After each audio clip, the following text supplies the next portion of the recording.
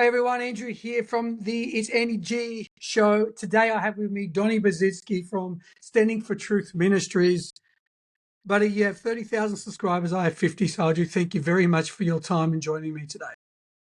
Andy G, it's great to be here on your podcast. I appreciate what you do, and I know how busy you are in life, so I appreciate you inviting me on, brother. I think we're going to have a good, solid program tonight, showing you and your audience exactly why it's a great time to be a biblical creationist. Amen.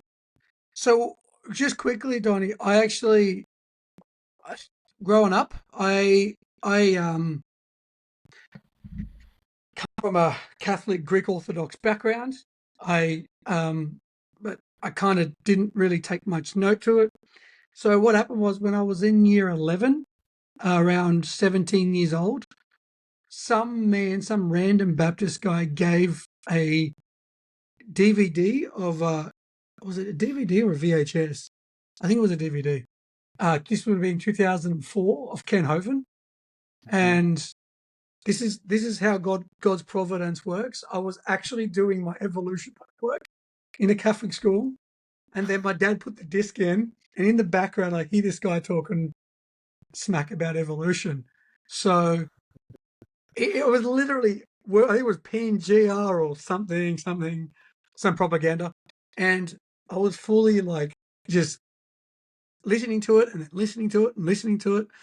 I downloaded all the sermon audios, and about 30th time in hearing the gospel, I got saved. Amen. So I'm one of those low IQ, takes me a while, takes it over and over and over and over before it sinks into my big fat skull. But better late than never, and God was patient. And that's Hey, praise so the I'm Lord. Amen. And so, Donny, I'm very passionate. I don't keep up to date like 2004, 5, 6, 7. I was obsessed with like just creation. And so I have deviated a little bit, and that's why I love seeing people like yourself, because you're going to keep me updated. What are the sort of latest arguments? Because I'm still stuck in like the Ken Hovind sort of debate era where it was basically the same evidence, quote unquote, for evolution, the fossils, Yeah. the bones, the like all that traditional stuff. I don't know. You talked about in some of your videos about endogenous retroviruses.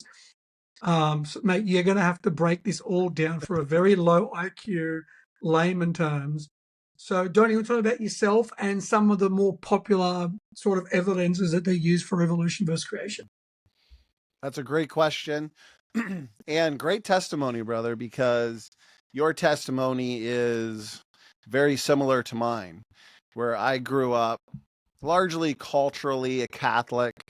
I say culturally because, as you probably know, we went to Mass maybe once a month, usually with school because we were forced to do so. And, you go to Mass for Christmas and Easter. But in high school, in religion class, they would teach more or less what's called theistic evolutionism. And so I'd have questions about the stories in the Bible that seem like real historical events when you read them. Adam and Eve, the story of Noah and the global flood, Moses and the Exodus. And when I would ask my Catholic teacher questions regarding those topics, the answers always had something to do with, well, those are allegorical or those are symbolic. They're not meant to be taken literal.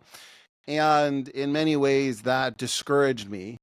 And after that, I got into, I would say, over the years, especially in college, Andy, I got into some pretty wild ideas regarding things like ancient alien theory, and while maybe God directed the evolutionary process.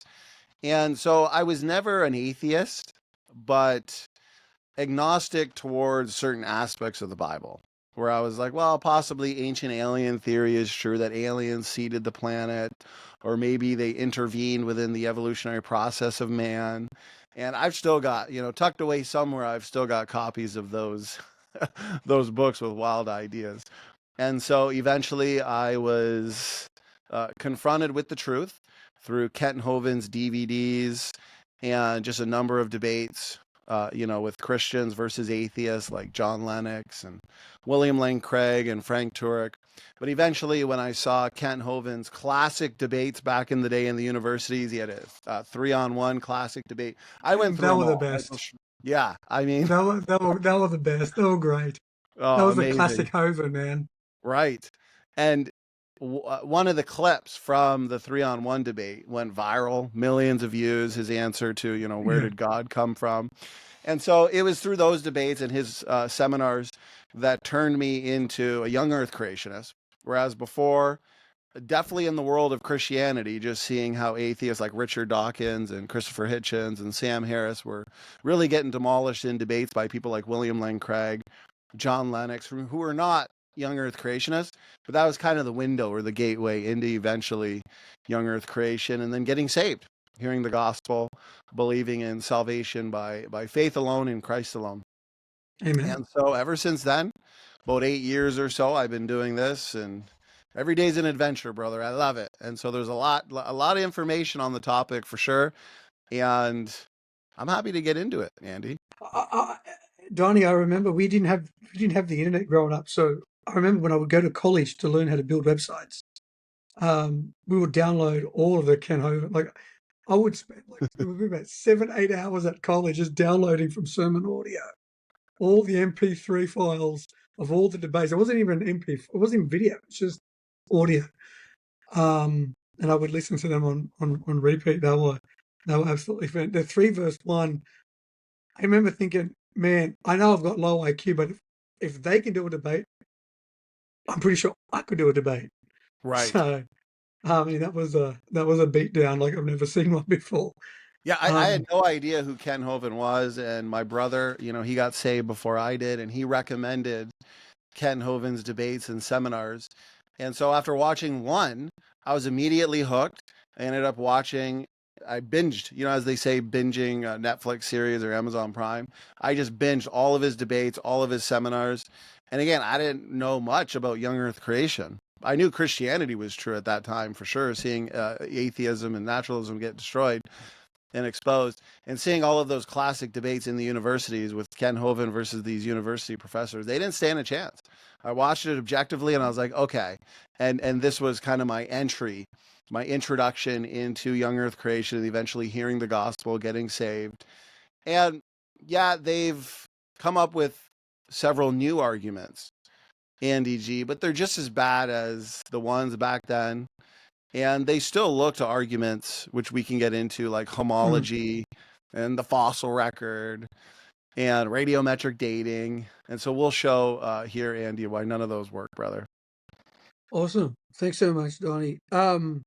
It's remarkable that you and I have very similar paths, like with the John Lennox, um, Frank Turek, and uh, we've got like a very similar, almost identical path. Mm-hmm. The ancient aliens, maybe that's kind of where we're a little bit different, but I definitely believed in some other oddball things to more than make up for it. And even my Catholic teachers, when I would ask them about creation, because I would watch the Ken Owen thing, I didn't get the allegorical excuse. I got well, I don't mix my faith and my science. Yeah, yeah. And I'm like, that's a devastatingly poor answer. And I don't think you very good at either, teacher. But but yeah, so that was kind of it's remarkable. So let's get into what is like. I remember the fossil record, obviously radiometric dating. Just quickly though, what is your view on, let's say, apparent age, or do you? Because I've heard the other perspective where it's not old, but it looks old. And the Stephen Anderson Ken Hovind debate was pretty interesting. Um, that was very interesting because I was thinking I'm kind of sitting in the middle. I think potentially I could be wrong, but potentially there's a lot more that I feel like could be apparent age that the full sort of Ken Hovind camp may not give credit for, and there is maybe not so much apparent age as, let's say, the kind of Stephen Anderson camp. I kind of somewhere in the middle. Where do you kind of find outside, let's say, Adam, or how long it takes to get light to the Earth, and obviously I've heard all the arguments about that. Stretching Yep. of the heavens. So, what do you fit with that? Where do you kind of sit with that?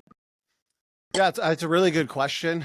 Um, I don't think we need to go the route of an apparent age model. I would say the Earth and, of course, Adam and Eve and the original kinds were created functionally mature, I think is the better way to put it.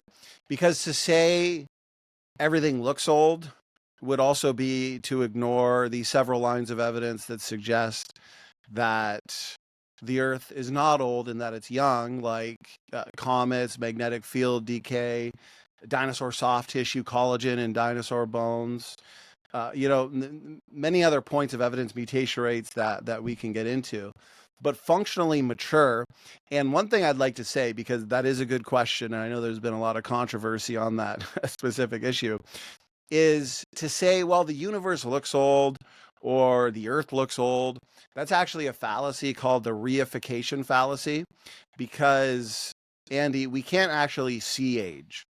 And we're being non-literal when we say, well, this person looks young or this person looks old, because what we do see, and Dr. Jason Lisle, PhD astrophysicist, he talks about this and makes several good points, that what we're looking at are physical traits and characteristics that we interpret as either old or young, right? You could see maybe wrinkles or graying of the hair or just certain characteristics that we look at and say, okay, that person looks older, that person looks younger, but we don't actually see age itself. In our experience, we as humans, right, we see babies born, we see them grow up, and we see humans get old. And so we have that experience in our lives. But when it comes to the Earth and the universe, this isn't Marvel Comics or DC Comics where we've got the multiverse. And so we got Earth 2, Earth 3, Earth 4, Universe 2, Universe 3, Universe 4. No, we've only got one Earth. We've only got one universe. So in the same way that somebody could say, well, the universe looks old, I could say it looks young. Okay? Because we don't have other universes and Earths to compare this one to. And that's why this is a fallacy. That is why saying the Earth and the universe look old is fallacious, as I could equally say that the universe looks young. When Adam was born, he wasn't through creation. He was specially created. Adam from the dirt, right? And Eve from his rib. They weren't created special as a baby or an embryo. They were functionally mature. And so they would have had pieces of evidence. If a scientist were to examine Adam and Eve, let's say an hour after creation, Adam or Andy, so if they're looking at Adam, they're going to see a mixture, right? They're going to see that he is tall. He has a build of maybe a 20 or 30-year-old. But at the same time, if they were to do a DNA test or they were to check his cholesterol levels and they were to do just a general blood count, a blood test, they're going to find pieces of evidence that make it look like he's young, right? So you're going to have a mixture there. He's not going to have spots on his body that suggest that he's old. And so I would argue, okay, in the same way that Adam, if he were examined by a medical examiner, you're going to find a mix. Oh, he's tall, 6 foot something. He weighs this much. So he must be at least 30 years old, 32. Oh, wait a minute. His DNA test or his blood count or his cholesterol levels suggest that he's really young. And so we have a mix. And I would argue that's exactly what we see in the universe, is we see a mix where maybe rocks through radiometric dating look old, okay, which they're not. We can get into that. But then other pieces of evidence like dinosaur soft tissue or C14 found in spots where they shouldn't, diamonds, coal, oil, suggest that the Earth and human beings are young. So it's a mix. Andy, does that make sense? Does that help, brother? Yeah, man. I think, like I said, yeah, absolutely. I think I would need to look at a case by case, and that's probably not going to be for this show or for this conversation. But you can't discredit or discount lines of evidence to conclusively point to a young Earth. And And obviously the argument that, God wouldn't be deceptive, but it's not necessarily deceptive. But yeah, no, mate, you you raise very valid points. What about sort of um I with think you the made a good point there, where people say, "Oh, God creates the universe functionally mature. He creates Adam correct? as a 30-year-old rather than a zygote." And Yeah, so if scientists come an hour after creation, same thing with the rocks. The original created rocks, we would expect a combination of elements. If they were to date the original created rocks, they might erroneously conclude that those rocks are billions of years old, even though they were just created. Okay. Or hmm trees with leaves are going to have chlorophyll in them. Okay. It doesn't mean that these came about through long millions of years processes. So when people say, "Oh, okay, so God creates the universe and also Adam and Eve functionally mature," then he's deceptive. Well, he's not deceptive because he told us in the Bible. He correct, was clear that he exactly, created in 6 days. On the seventh day, he rested. These are exactly. 24 ordinary days. Jesus Christ himself, right, Andy G? He says Amen. that from the beginning of creation, pointing back to Amen. creation week, he made them male and female. We're Eh, not, yeah, exactly. The age is still the same, yeah, but it's like when you look at sort of what about like when I used to get questions like, oh, how long it takes light to get from the universe. I know we're going into like multiple areas now. We should Right. follow your structure, right? Because I'm autistic, so I'm going to be No, all you're over the doing shop, good. right? Um, so like how long it takes. I'm just remembering all the arguments that they would say back in the day. I'm not so much more up to date. That's why you're here with like the arguments they use now. But the light to the Earth and how long it would take. But if it's a mature Earth, I kind of see it in the same way as Adam, and I would put that God creating that mature creation. So Right. how would you? Are you sort of like how long it takes millions or billions of light years to get light from one end of the universe to the other? Where do you sit with the stretching of the heavens, Bible verses to explain that, or do you explain it more from that sort of apparent age sort of That's angle? a good question, a very good question. And there are several hypotheses in the world of creation as to how we see starlight that's I'm going to try to, supposedly. sorry, Donny, I'm going to try to play a bit of devil's advocate with you. I'm Yeah, of trying to course. be an evolutionist. Okay, Yeah. I'm Um, going to throw you off. All right. I love it. I love being thrown off. This is good. And so when it comes to distant starlight, I've had at least two, one cosmologist physicist, Dr. John Hartnett, and then Dr. Jason Lyle. He's a PhD astrophysicist. And I actually have a book behind me.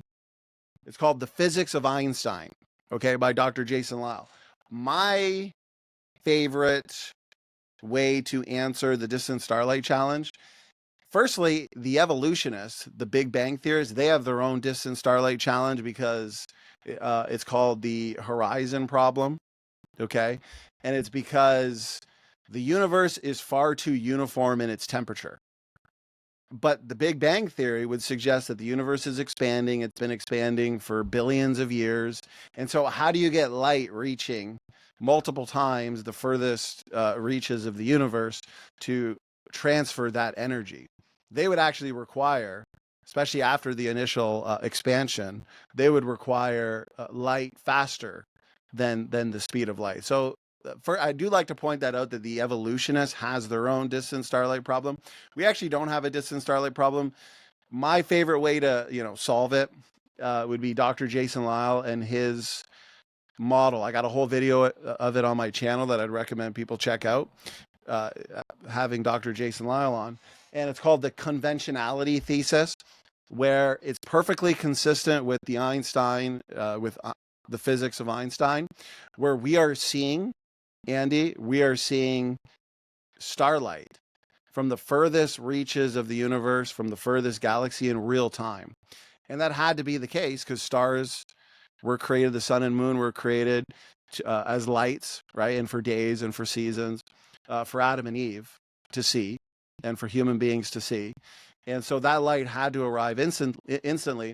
But this sounds counterintuitive, but all it is a convention where we are seeing the most distant light in the most distant galaxy. We're seeing it in real time. So no matter where How you do we look in the know? universe, it's hitting our eyes instantaneously. And how do we know how far away it is? Right there is a good question, because technically starlight is a distance, and it's not Not a time. necessarily a time, Correct. right? And so they do have ways of measuring it, and so I'm not Oh, so, disputing okay. how far the light is and how Mm, far it's coming from. But mm. again, if you were to go with the physics of Einstein and the conventionality thesis, then basically we're seeing starlight as it is. From the furthest reaches of the universe, it's hitting our eyes instantaneously. And a Okay. lot of people are like, well, that's counterintuitive. But again, if you check out the book by Dr. Lyle, The Physics of Einstein, check out the video that I recommended. And he goes over how it's a convention that you choose. And it's perfectly consistent with physics and science. And so if we choose the convention that the Bible, I think in ancient times, what people are using is that when we see light, no matter where it is, we're seeing it in real time. And so there's no distant starlight problem. A lot of people say, well, okay, when the stars were created, right, and God stretched out the heavens, well, the stars would have been stretched out, and so the light would have been moving faster than the speed of light at that point, Hmm. and so Adam and Eve basically see the tail lights of the stars. I don't think that's as strong as the conventionality thesis, but that's one way some people have looked at it as well. They'll say that, in deep space, because of gravity, time works differently. We've seen that represented in movies like Interstellar, if you're familiar with that movie, where in different galaxies on different planets, uh, if you're further out, the way things work with time dilation, time in a distant galaxy, 7 years on a different planet would be 1 year here. And so in the distant universe, time and gravity work differently, where the speed of light could be faster. Those are all good options, but I think Jason Lyle's conventionality thesis is probably the easiest way to solve it, because again, if you study up the physics of Einstein, it is complicated, it is technical, but it does work. As in, there's no contradictions to it. Yeah. Okay. Because I was just thinking, like, how will they measure sort of how far it is, or when you're looking from, like, can we even measure distances that is Yeah, I that kind of mean, as Ken Hovind has pointed out, the further you go when you do these distances, the angle starts getting thinner, etc. right? Exactly, it becomes a little more complicated. Mhm. So that's why it is important to point out that these numbers are a distance rather than a time. Yeah. But and a big thing too is, I'm not sure if you're familiar with the James Webb Space Telescope, but the James Webb Space Telescope, they've given us some really sophisticated images of distant galaxies, and the Big Bang model would predict, they have predicted, Andy, that what you would see is less mature galaxies, right? Because if it's early after the Big Bang, we wouldn't expect galaxies like our solar system, for example, or the galaxy we exist in. We wouldn't expect fully functioning mature galaxies. But the James Webb Space Telescope and Dr. Jason Lyle, again, a young Earth creationist, PhD astrophysicist, he made predictions before we got the images that what we would see in your distant galaxies billions of light years away, brother, would be reflection of creation, where contrary to Big Bang Theory, these galaxies and these stars would be fully formed. They'd have the elements that would contradict the Big Bang Theory. So the images come out, these sophisticated images, and it confirms creation. Where the furthest you look, we have fully functioning and mature galaxies. How can that be the case? Because shortly after the Big Bang, these galaxies and star formations, they'd be evolving over time. They shouldn't be Mhm. fully mature and fully functioning like we see in our own galaxy or closer And to us. how would you measure what is fully mature galaxy mean in layman's terms? Well, it would be like looking at our galaxy, the Milky Way galaxy, the way Okay. that the planets are aligned, the elements that you would find in them. The You order. you would find, right, Yeah. order rather than chaos, a level of fine tuning. But in your distant galaxies, going closer to like the Big Bang, the origin of time, space, and matter, basically, you should find primitive, premature galaxies, not formed and functioning in the way that we see, let's say, our galaxy or galaxies closer to us. And so there's major contradictions with these findings. One of them, I've got my screen shared here, is supernova. So supernova remnants here. And I think this is a fascinating piece of evidence. One, before I get into this, would be, I'm sure you've heard of the magnetic field. So we know as to the rate at which the magnetic field of the Earth and decays. And it turns out that the magnetic field is decaying rapidly. Okay. And so we can actually measure the decay of Earth's magnetic field. And if you were to run back the magnetic field of the Earth even 60,000 years, it would have been stronger than a neutron star, which is more than enough to rip the atoms of your body apart. And so that powerfully limits the age of the Earth, because you can't go back too far in light of the decaying magnetic field before everything's destroyed and life can't be here, right? And so these are pieces of evidence where at the beginning, and I think we started it with a good question, that would suggest that the Earth and the universe are young. This is a really good one. So supernova remnants, these exploding stars, okay? On my slide here, according to astronomical observations, galaxies like our own experience about one supernova, which is a violently exploding star, every 25 years. The gas and dust remnants from such explosions, one example is the Crab Nebula, expand outward rapidly and should remain visible for over 1 million years. That's the theory, right? Yet the nearby parts of our galaxy in which we could observe such gas and dust shells contain only about 200 supernova remnants. That number is consistent with only about 7,000 years worth of supernovas. In other words, in layman's terms, if the universe really is billions of years old and our galaxy specifically is as old as they say, we should find a lot more supernova remnants. There are trillions and trillions of stars out there, Andy. Okay. And we can debate with the evolutionary community as to, when we ask them the question, show me the formation, the evolution of a single star. And they might point to, this location or something over here where it's getting a little brighter. And we can contest that. Maybe a star exploded and then now we're seeing the light from a star behind it, right? There's good explanations for those, but they're so minimal. Because if we have trillions and trillions of stars, we should have plenty of evidence where we can't even debate it of star formation. I mean, it's been said that every single person on the planet could own easily 1 trillion stars. And as Ken Hovind says, those are the ones that we know about. We don't know about the ones we don't know about. So major problems, star formation, the lack of supernovas. I mean, these stars should be exploding. And we should be finding many more remnants. And so these are just points of evidence in the universe itself, since you asked about distant starlight, that I think contradict evolution in an old Earth specifically. And you're saying that basically, for people that are watching who don't know much about this, the evidence from an evolution's perspective is the stars basically form from a supernova, from an explosion.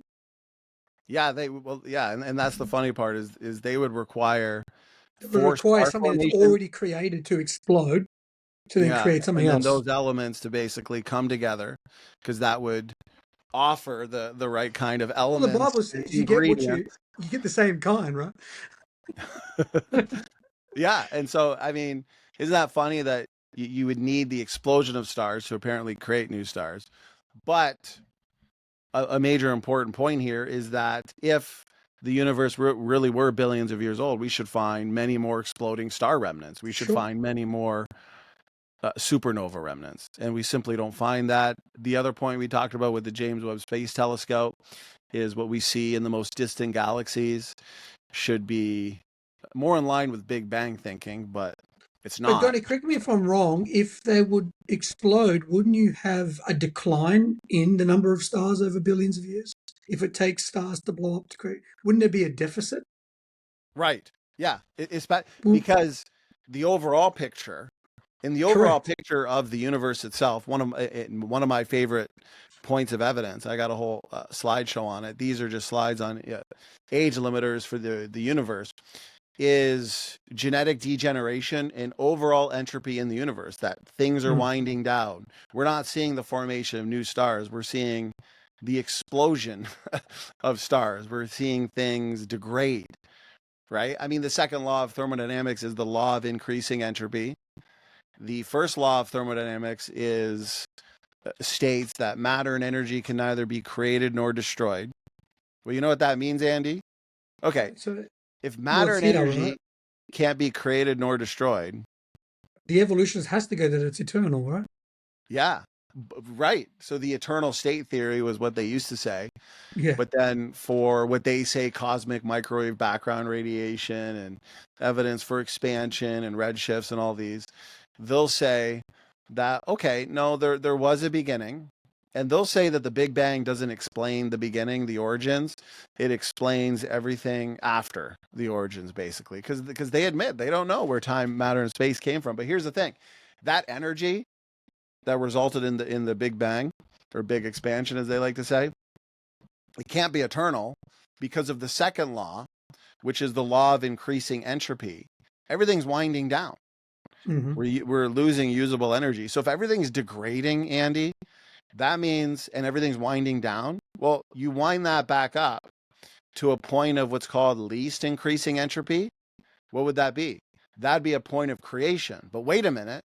The first law says matter and energy can neither be created nor destroyed. And therefore, what that means is matter and energy, brother, had to come into existence from an outside force, a supernatural force being God. Hmm. That's the only way. That's the only way to explain the origin of time, space, and matter in light of what we know about the first law and the second law. The uncaused cause, yeah.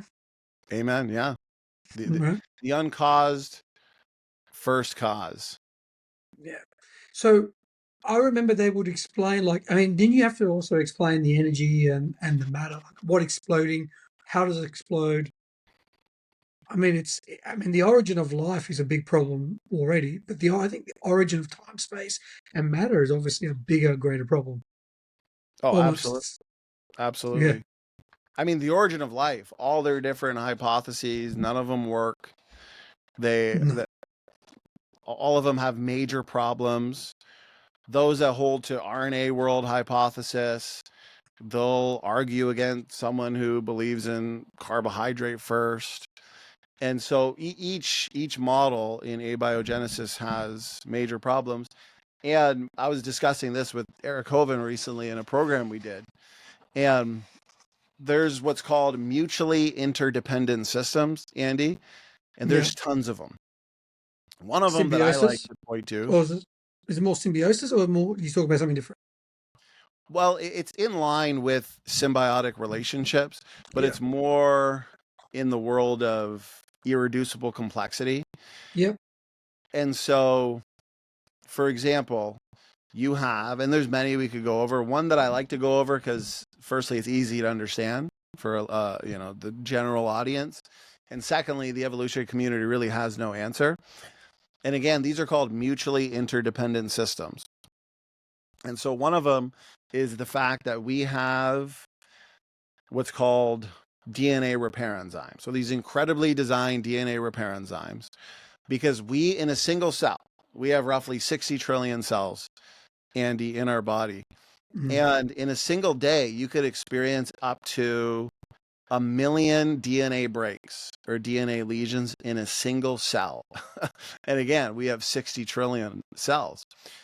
Thank God we have these forward thinking mechanisms, okay, in our genome, these DNA repair enzymes that go in and fix a lot of these DNA breaks. Because if we didn't have those, we'd go extinct after a few generations. Now, they don't work perfectly. Okay, we still get mutations in what's called reproductive cells, that those are the ones that are passed on. And the mutation rate is high. It's about 100 new mutations per person per generation. The majority of them are deleterious, degrading, disease causing. And that actually puts shelf lives on genomes. That's genetic entropy.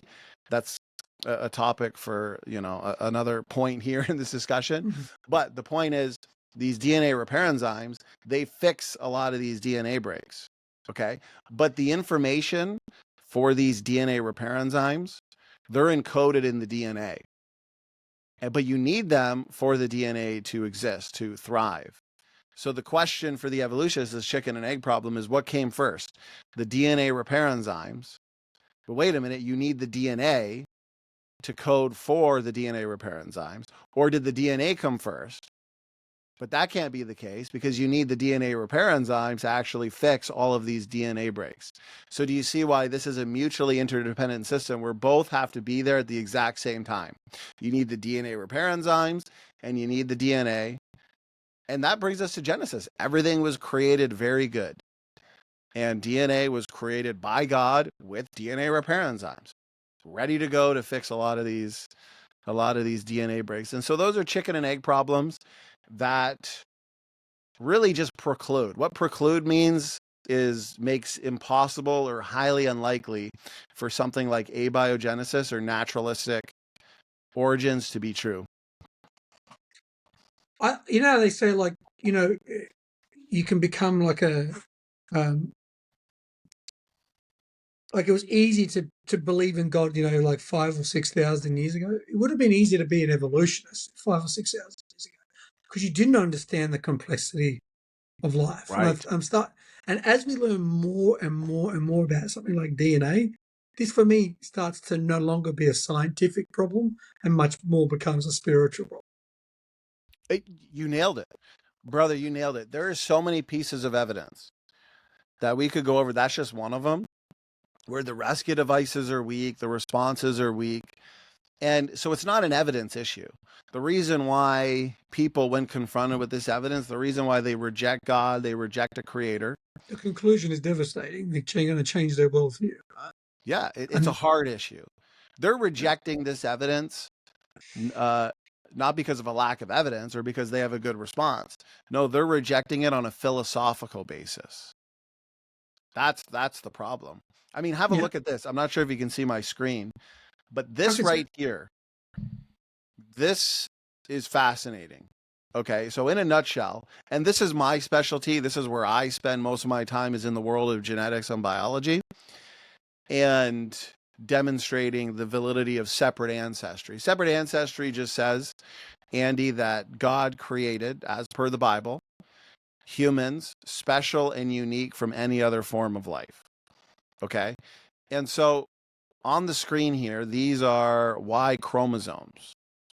Y chromosome is uniparentally inherited DNA. It's passed down on one side, the father's side. So I'd have my Y chromosome from my dad. My two sons have it from me. Women don't have a Y chromosome, right? Man is an XY, women are XX. I know some in the liberal evolutionary camp don't understand that. Careful, Donny. I want to keep my channel, yeah? Yeah, exactly. So we won't get into that. And so human Y chromosomes here. This is a visual of the human Y and the great ape Y chromosomes. So you'll notice here, you got the human Y, and we're comparing it to, I'll put it bigger Remember, screen. Donny, keep it layman terms, yeah? Because I'm the low IQ, over here, yeah. And feel free to ask any clarifying questions. Because I know most people that are on my side watching this have no idea what you're talking about. They will understand X and Y, but that's where they're pretty much ends. And that's why I started off. So I think we're on the same page that Y chromosomes are specifically inherited on the male side. That's why it's called paternally versus maternally. So your mitochondrial DNA, that's a DNA compartment, that's a chromosome that's outside of the nucleus and is only inherited on the mother's side. So that's called maternally. Mm-hmm. But both of those DNA compartments are called uniparentally inherited DNA compartments. Uni rather than bi, because they're only passed on one side. And so amazingly, I'll just throw this out there. I got a whole presentation on this on my channel, and I give the talk. Adam and Eve. We've literally discovered Adam and Eve in our genetics because guess what? That mitochondrial DNA can be traced back to a single woman not too long ago. and Y chromosome variation, if you were to look at all male Y chromosomes on the planet, mine, yours, every other man, they're nearly identical. And you can trace back Y chromosomes, and I think you know where I'm going here, to a single man just 4,500 years ago based on known mutation rates. And that man would have been Noah, because he'd be our last Y chromosomal ancestor. Of course, he'd ultimately go back to Adam. His Y chromosome would probably only be slightly different from Adam's. And so we have Adam, Noah, and Eve's DNA. I mean, we've confirmed Adam and Eve. Now, here's the problem, though, for the evolutionists. They have no good answer for this, Andy. So on the screen, if we're on the same page, Y chromosome. This is what we're focusing on here, okay? Male inherited. Every single male Y chromosome, human-wise, nearly identical. Basically the same, which makes sense. We go back to one man, Adam, just 6,000 years ago. We wouldn't expect our Y chromosomes to be that different because there's not a lot of time, like the evolutionists say there is, to build genetic diversity, okay? Now, notice this. The evolutionary community, who do they say is our closest relative, our closest cousin? Chimpanzee. The chimpanzee, right? So they'll say, okay, we and the chimpanzee go back to a common ancestor here, roughly 6 million years. That's these numbers here, 2 million, 6 million, 7 million, 13 million. And they believe that all these creatures here, they call humans human great apes, and they'll call the other great apes like chimpanzees, bonobos, orangutans, they'll call them non-human great apes, okay? That's a false assumption. You know, we're not an ape, we're not an animal. And this here shows that we're unrelated to the great apes. So here's your human Y. Now compare it to our so-called closest cousin, Andy. This is the chimpanzee Y. I like the visual because anybody can look at it and you'll notice the chimpanzee Y is half the size, brother, of the human Y. This human Y is nothing like the chimpanzee Y. What in the world? I thought we're related to chimpanzees. I thought we go back to a common ancestor. This specific DNA material here, this is called heterochromatin. That is a fancy word, but all it means is this is a type of DNA. It's densely packed. It's important for the organism, and it comprises repetitive sequences called satellite DNA. Anyways, the important point here is you don't find it in the chimpanzee. Human-specific heterochromatin. Where is this in the chimpanzee? It's not there, okay? So when you consider, Andy, overall gene content, size differences, and architecture, do you know how similar the human Y is to the chimpanzee Y? Brother, it is less than 30% the same. Less than 30. This right here is right from their own technical literature. Despite a recent divergence of these species, right, because they're assuming evolution, of course. They can't question the bigger picture, brother. In these technical papers, they got to assume evolution. Their Y chromosomes differ enormously. Just a little bit in size? No. Enormously in size and gene content. This is not a creationist saying this. This is right from their literature. I like debunking evolution right from their own technical work. Notice this. For example, the chimpanzee Y, again, this is from their own literature. The chimpanzee Y is only half the size of the human Y. So since the split, the hypothetical imaginary split, apparently the Y chromosome has changed so much that now it's only half the size. And the percentage of gene families shared by these two chromosomes that split, again, they're assuming that there was a split. But I would argue that this data suggests there wasn't a split, that humans are specially created, they're not related to chimpanzees. They say this is similar to that shared by human and chicken autosomes that split more than 310 million years ago. That's how surprised they were. As in the differences were so massive and incredible. They're like, wow, this is what we would have expected between humans and chicken autosomes, not humans and chimpanzees, our closest cousin. And they even admit here, puzzlingly, this is a puzzle to them, brother. Is it a puzzle to us? No, they're not related. Chimpanzees and humans aren't related. This isn't a puzzle. We can explain this. Separate ancestry, special creation can explain this. The human Y So you might have heard what's called a nested hierarchy. Oh, why do we have nested hierarchies in the primates? What that means basically is this. Humans share more. They're a lot more similar to a chimpanzee than they are to an orangutan or a dog or a fish. That's not evidence for evolution, okay? Look at modes of transportation. A sedan is a lot more similar to a hatchback than either are to a semi-tractor trailer or a plane or a boat. In design modes of transportation, you have a natural nested hierarchy. Pick any creature on the planet, it has to be more similar to something and less similar to something else. So it doesn't take much to look at a human, a chimpanzee, and let's say a dog.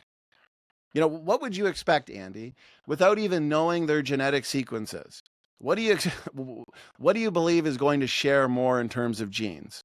Okay, a human and a chimp, or a human and a fish? Human and a chip. Right, because they look more similar, right? Sure. Just take your kid to the zoo and say, okay, go look around the zoo, bring me back the creature that you think we look most similar to. They're probably going to come back with either a gorilla or a chimp or some kind of monkey because we look nothing like a fish. Okay, so that's a natural nested hierarchy.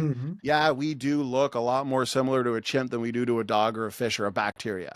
It's not evidence for evolution. These are hierarchies by design.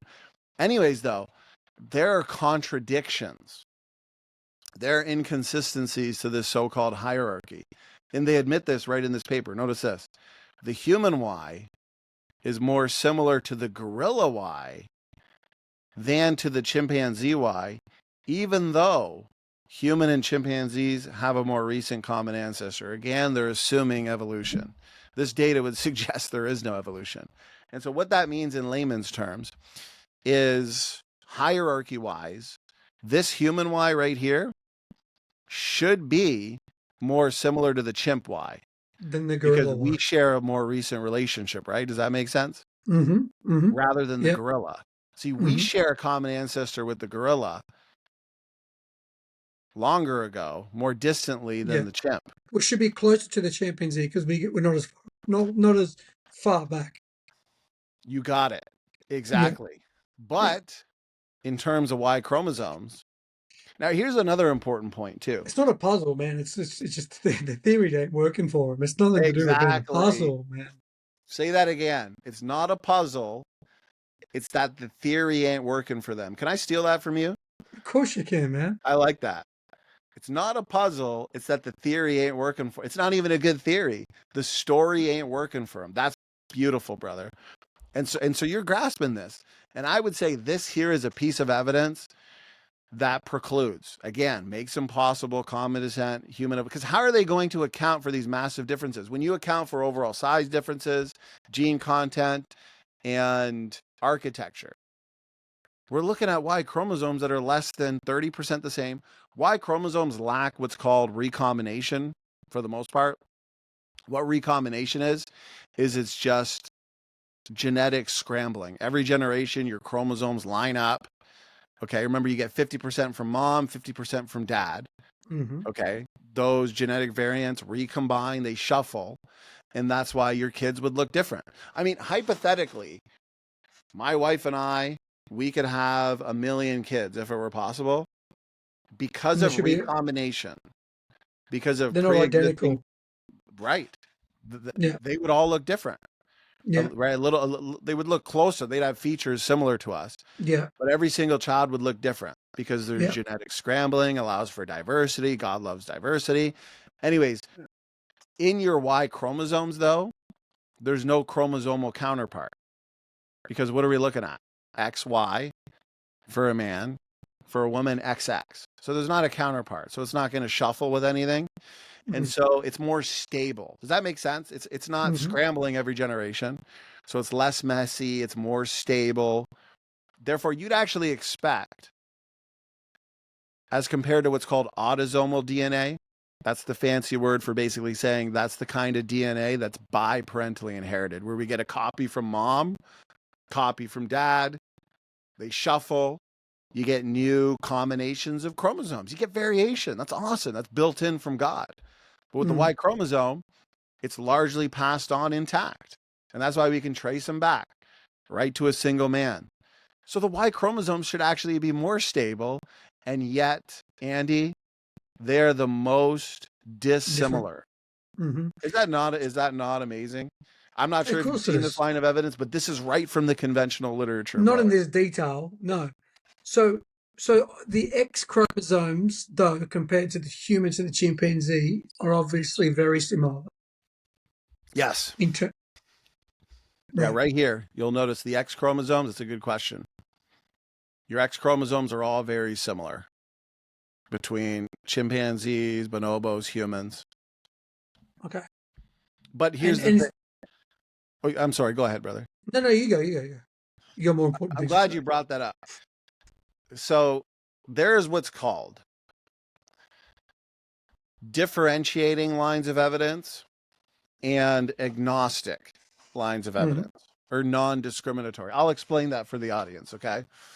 So in the overall creation versus evolution debate, there is a lot of overlap. What I mean by that, Andy, is there's a lot of observations or pieces of evidence that both models can explain. So if I came to you, let's say hypothetically you're an evolutionist, right? Playing devil's advocate. Mm-hmm. And I were to say, Andy, creation's true because the sky is blue. Well, you'd say, Donny, you're crazy. Evolution can also account for why the sky is blue. If I were to say, well, creation's true because the earth is round. Okay, it's a sphere. You'd say, Using well, the same lines of evidence. right, we can explain. There's overlap, okay?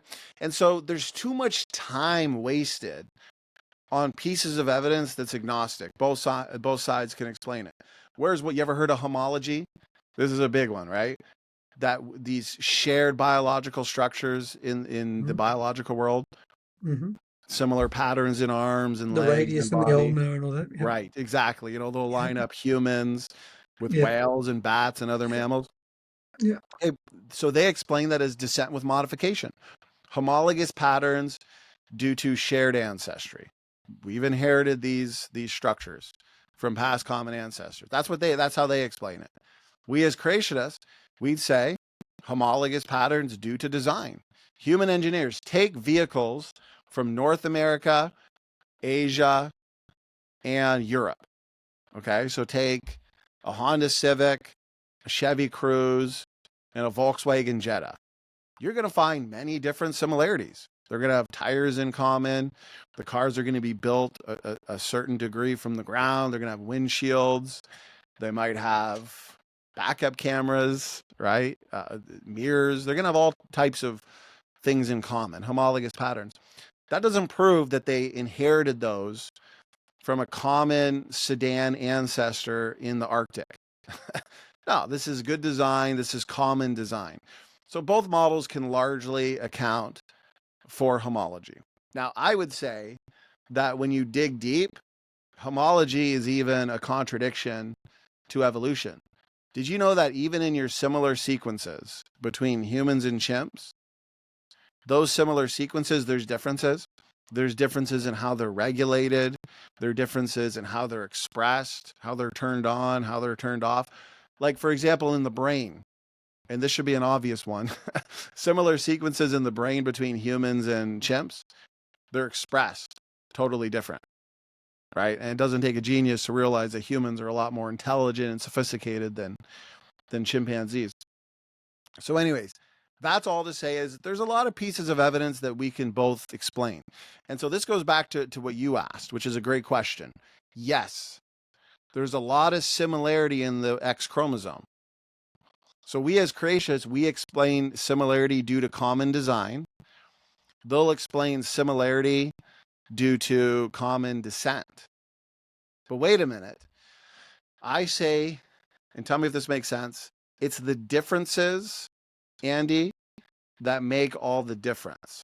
I'll say that again. It's the differences that make all the difference. We as creationists, we can explain all the similarities. But it's the dissimilarities, it's the massive differences that the evolutionists can't explain, but we can also explain because we don't believe all life, including whales and pine trees and human beings and strawberries are related through common ancestry. We believe in separate ancestries. So what do we expect? We expect both similarities and differences. Oftentimes incredible differences. Have a look at this. This is the latest research from basically 2023, 2024. If you were to take the human Y here and go compare it to the chimpanzee Y, this is how you do it. You got chimpanzee over here, brother, human over here. How you know you're doing this right? Take your human and compare it to the human. What does that say? 100%, right? Obviously, human to human, we're the same. Take your human to the chimp. What's that number there? Sorry, I thought it was on mute. 26%. Sorry, mate. Yeah, no worries, brother. Not to put you on the spot. 26%. No. 26%. Just sit there and think about that for a little bit. Human to human, 100%. Chimp to chimp, 100%. We're supposedly related to the human. Let's compare. Human to chimp, Y chromosome. 26.2%. Okay, let's check the X chromosome. Human to chimp, 97.6 apparently. Okay, human to human, 100%. Sure, there's similarities there. But the similarities we can say are due to common design. They can say due to common descent, but it's the differences that make all the difference. Human to chimp, Y chromosome, 26.2%. That right there is wild. Those are some extreme differences. But you can see the descent of modification, let's say, within its own family, order, class, whatever word they want to call it, other than kind, or very similar variation. But there's got to be a point where no one says, a chimp can mate with a pineapple, right? Right. But there's got to be a point where, I don't know, the transitional fossils or whatever. But the point is, I know, Aaron Ra, whatever his name is. I know he wants to bring out, he wants to bring out his model, because there's still got to be a point where the pineapple is no longer a pineapple to get to the next step, right? How do they know what step that is from the amoeba to the humans? And how do you know that? How will they claim to have known that with descent with modification? That's a good question. They call that, in a way, the law of monophyly, that we never outgrow our ancestry. Dogs will always be dogs. Humans will always be humans. Mammals will always be mammals, but we add traits. And so we can be taxonomically something different, but we never outgrow our ancestry. And so Aaron Ra, his challenge, if you've ever heard it, is called the phylogeny challenge. It basically challenges us to point to separate ancestry, show independent origins, show creatures that aren't related. But we just did that. We just did that right now. We showed, simply based on the Y chromosome, okay, this is our model that we put together. There has to be independent forms of creation. Exactly. This here answers his so-called phylogeny challenge. Type into YouTube, phylogeny challenge, Aaron Ra. Oh, no creationist has answered that. We just answered it right here from one through piece the Y of data. chromosome. Y chromosome. So notice this. So here's our model. This is separate ancestry, okay? So here's humans, right? We start off as Adam. Adam and Eve have kids. Their kids have kids. Okay, but remember this. Adam and Eve are not created with mutations. Because you've probably heard this one. Anti-creationists will say, Adam and Eve, this would have been inbreeding. Inbreeding causes disease. No, inbreeding reveals the hidden reservoir of genetic mistakes. But wait a minute. Adam and Eve would have been created without mutations. Mutations enter the picture after the fall. That's when you start getting typographical errors. A mutation is just an alteration in the nucleotide sequence of DNA. You have 4 nucleotides, A, T, C, G. Okay, adenine, cytosine, guanine, A, T, C, G. And so, in terms of mutations, they don't come about until after the fall. But the evolutionary model, they explain the source for most or all genetic variation, Andy, as being the result of what? Mutations. You've probably heard it. Yeah. Natural selection acting upon mutations, because mutations apparently add the necessary variation for selection to act upon. Has that been demonstrated? Well, no. So selection is a fine-tuning mechanism. What selection is basically is who's reproducing the most, who's having the most babies, who's Yeah. passing on their genes. That's why Yeah. they call it differential reproduction. That's all it means. Who's having the most kids, who's passing on their genes. So selection's great at fine-tuning a species, but that's all it can do. It doesn't add anything new. It doesn't add anything novel. But then that's where they say, well, mutations, that is the source for genetic novelty and genetic variation in material for selection to act upon and utilize. Unfortunately for the evolutionist, what they're now seeing, they've been seeing it for years. I got a whole presentation on it, that mutations, and I'd like to show you right from their own literature, are largely deleterious. Okay. They are, notice this, right from their own literature. In summary, the vast majority of mutations are deleterious.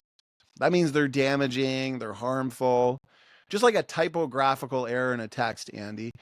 If Yeah. you have a book the size of an encyclopedia and you're copying out that book and you're always making a few mistakes every time, okay? Well, on their own, the book's so big, it's not really changing the message. Mm. But as those typographical errors build up over time, every time you They copy the become book, consequential. Yeah. right, then that's good. They go from inconsequential to consequential. Mhm. When they're inconsequential, it's kind of like rust on your car. You get a brand new car, right? Right off the lot. Is there any Mhm. rust on the car? If it's new, no, No. hopefully not. But Yeah. over time, Bad uh, designers. yeah, 5 years, 10 years, 15 years, Mhm. the rust builds up, doesn't it? And you can take in your vehicle for random checks, get your new tires, get your oil changed, do your fixes, maintain your car, take care of it, right? Don't Mhm. drive it like a maniac. But does that stop the eventual breakdown of the car, Andy? No, What do right? you? No, Like, no. like your car, no matter how good you are at taking care of it, Oh, sorry. Yes, I didn't understand your question. Yes, eventually it will fall apart no matter how long. Yeah. Okay. exactly. So Yeah. that rust on your car, doesn't it Yeah. kind of build up unnoticed for the most part? It's like, oh, here's a little rust spot, here's another rust Yeah. spot. It doesn't really change the way you drive or the overall function of Eventually, the car. everything will just stop working. Right. Eventually the rust builds up to the Yeah. point where, Sure. oh, I need a new car, better junk this Yeah. one. Yeah. And so that's how mutations work. The Yeah. majority of mutations are nearly neutral. When you hear an evolutionist or anybody say, oh, the majority are neutral, they're actually wrong. The majority are nearly neutral. We have powerful evidence that the majority of the genome is functional. We have evidence for at least 80% of it being active. Mm. Okay, this is biochemical activity. We could do a whole show on that, so we'll just leave it at that. But the point is, that means the more mutations that accumulate, the more deleterious they're going to be because they're hitting functional regions of the genome. So the majority of them are, as you can see here in this citation, the vast majority of mutations are deleterious. And again, this is right from their own literature. Look what they admit, brother. This is one of the most well-established principles of evolutionary genetics. So the next time you see a militant evolutionist deny this, say your own side is admitting that this is one of the most well-established principles of evolutionary genetics, supported by both molecular and quantitative data. Now, here's the issue, though, for the evolutionists, okay? Andy, is that the majority of mutations are nearly neutral. Here's what that means. They're neutral to selection. So selection can't see them. They build up unchecked. Because of that, they spread through genetic drift. They spread Mm. throughout the population, these deleterious mutations. And what it results in is genetic sickness, genetic decline, and eventually genetic meltdown or genetic degeneration. So, are mutations adding good beneficial variation for selection to act upon? No, it's largely adding deleterious variation, Generation after bad generation. variation. Right. Yeah. It's like your car. You get a new car, you park, you go to the grocery store and you park it too close to another car. And someone swings open the door and you get a dent. Okay, there's some nice diversity for your car, right? You got a little dent on your car. Is that beneficial diversity though? It kind of sucks. You got a dent on your car now, right? Of The course. scratches, the dings, the dents. Sure, that's diversity. Mutations add diversity. Yeah, no doubt. Because they're adding something that was not previously there. Just like your new car now has a dent. But that's not good diversity. Okay? The majority of your beneficial diversity in the genome, Andy, is due to design. There's a fancy model, the model I hold to, it's called design diversity or created heterozygosity. That word's big, heterozygosity. It just means a state of DNA diversity. Okay, that Adam and Eve, right? God said, be fruitful and Already had the multiply. diversity intact. You got it. God Yeah. front loaded pre existing DNA differences, millions of differences in chromosomes in Adam and Eve and the original created kinds. And But so Adam and Eve, go ahead. if we've been multiplying or, procreating, wouldn't the deleterious then cause a major problem eventually for our own existence? Absolutely. Or, I mean, isn't there, like I said, low IQ over here. So, but wouldn't it eventually go back to a point where it can't go back anymore because eventually wouldn't the deleterious mean that there would have to be a time limit even on our own existence? Yeah, you're absolutely right. I like to say, take this point of most increasing genetic load because we've been accumulating. I mean, we're lucky you and I can sit here and talk and It's a function at miracle of all. creation. Yeah. We're a copy off of a copy off of a copy off of a Yeah. copy of Adam. Yeah. A good way to understand it, take a piece of paper. Ken Hovind uses this illustration. It's really good. And the copying of the DVDs. Yes. Keep copying the copy and copying the copy. Yeah, of course. There's always. Is it ever going to get lost? Right? Is it ever going to get better? No, you just keep copying it over and over again. But they will always say, yeah, but that's non-biological processes. Yeah. So they'll be like, yeah, that's a computer. That's a false equivalence. Yeah, that's what they'll say. It's a good analogy, but they're going to always say it's a false equivalence because you're dealing with because they like to say, oh, cars don't reproduce, computers don't reproduce. Yeah. But then you'll see them, they'll use analogy. But non-life can come to life though, right, Donny? Exactly. Yeah. Well, here's the thing. The fallacy of convenience, man. It's barely an inconvenience for them. And I like to say, okay, adding reproduction doesn't help you. It adds more complexity. It adds more sophistication. So it doesn't make evolution easier. It makes it more unlikely. Plus, it misunderstands the model. Well, what did I say earlier? The book of Genesis says that God created two people, Adam and Eve. Okay. Mm-hmm. It also says that we are made as human beings. We are made in the image of God. Okay. Yep. What does that mean, brother? That means there must be something about us that reflects the divine. Okay. People debate, what does it mean to be made in the image of God? Well, again, there's at least something about us that reflects the divine. Okay. And so I'm just trying to find my slides here on this, but right here. So, Donny, okay. We'll go 10 minutes. I don't want to keep you here all day, man, but I can listen to you all day. I really could. Yeah, I just don't want to keep you all day, but I'm loving this. We'll go through a few more things. No, I have a blast talking about this. So however long. I can tell. You're a superstar, man. I appreciate it. This has been great so far. So to leave no stone unturned for when we upload this to your channel and mine, I know what the evolutionists will say. Let's demolish them right here. So we know there's something about us that reflects the divine. God created what? Two people. Okay, so I got a whole presentation here going over the biblical data, right? The Lord God formed man of the dust of the ground. Eve was made from his side. We know there's going to be scoffers in the last days, of course. We're seeing that. You know, and it's interesting too. If there was no first Adam, then what was the necessity of the last Adam? Here's Jesus. From the beginning of creation, he made them male and female. Okay, so the Bible says God created two people, Adam, the first man, Eve, the mother of all living. But from the beginning of creation, God made them male and female. To recap a couple things, Andy, what did we talk about earlier?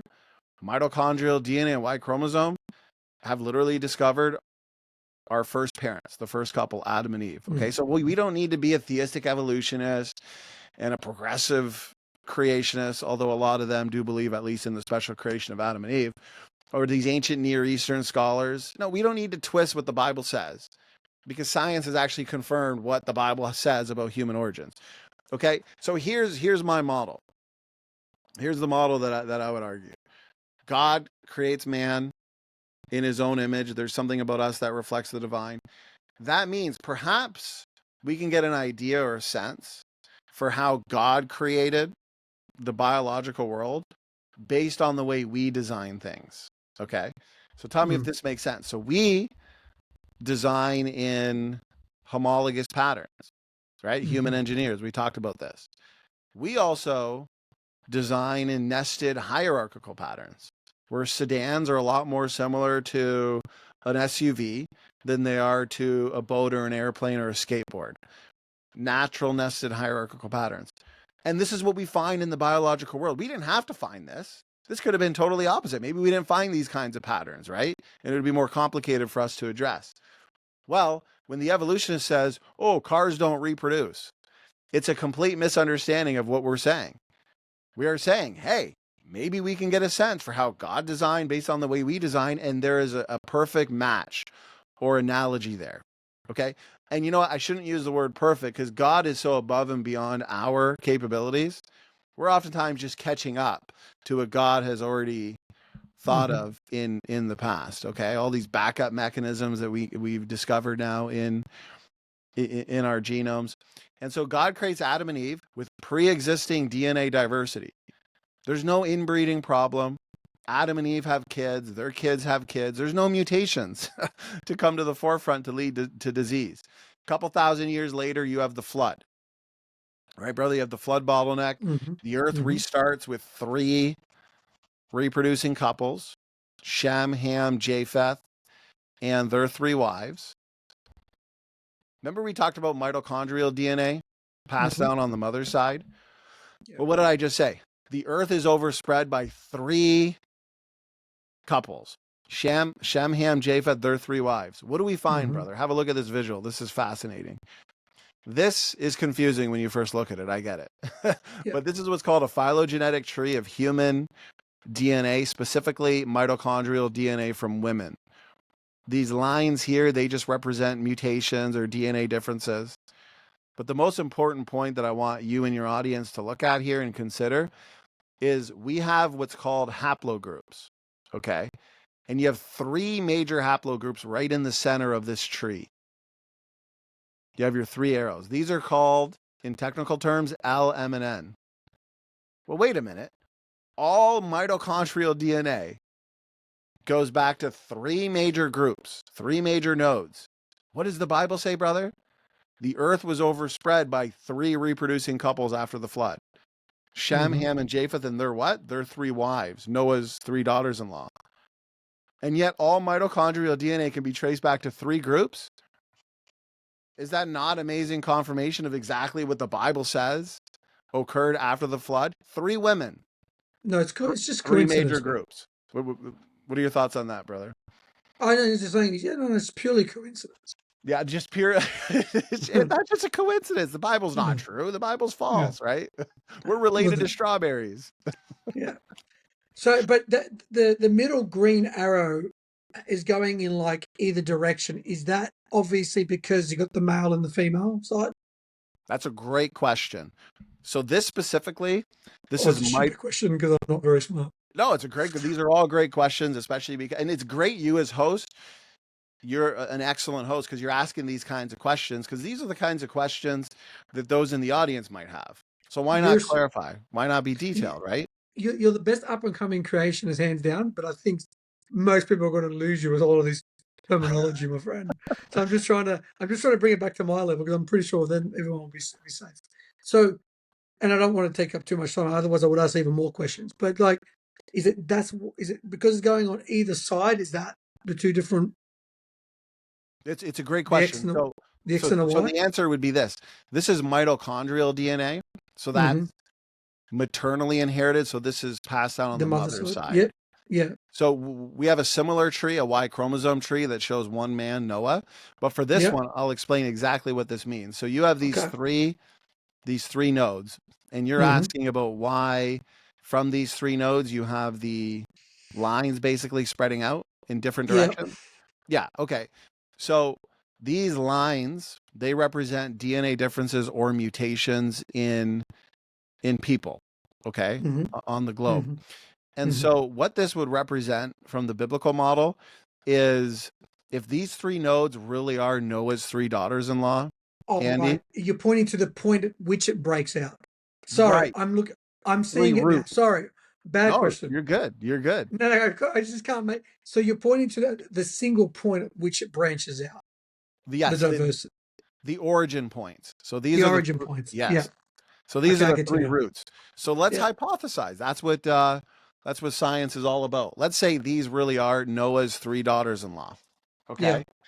So what would we expect? Well, in the pre-flood world, we had less time and probably less mutations, right? Because the pre-flood world was a lot more pristine. There was Hmm. a lot less harmful effects in your pre-flood world rather than the post-flood world, where the real estate was rearranged, the environment was changed drastically, lots of negative side effects, unfortunately, from Mm. the flood.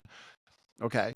So these lines connecting each other, let's say they're Noah's three daughters-in-law, these Mhm. lines, therefore, would represent the pre-flood world. Okay. So if these represent the pre-flood world, that actually fits because the lines are smaller. Think about it. If the lines represent mutations and fewer generations passed in the pre-flood world, we would actually expect these nodes connecting each other that the lines would be shorter. But the post-flood world, we'd expect many more mutations accumulating, and there's been more time, more generations. It's been about 4,500 years since the flood. So we would Mm. expect that the lines radiating out from these three nodes, we'd expect them to be longer. And what do we find?